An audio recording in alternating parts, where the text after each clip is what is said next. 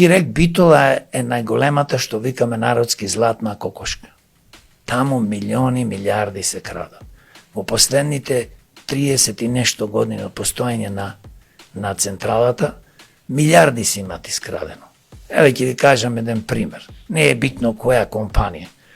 Значи, Рек Битола државата на приватни компании им дозволува да копат јаглен, да ги користат нивните машини, бајгери и така натаму.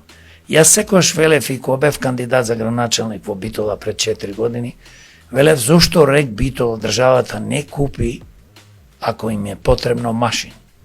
Ние ако трошиме годишно 10, 15, 20 милиони евра за да ги рентаме тие булдожери, зошто не можеме да ги купиме, тоа наши ќе си бидат. Ќе вработиме луѓе кои што ќе ги поправат, ќе ги одржуваат и така натаму, шофери и така.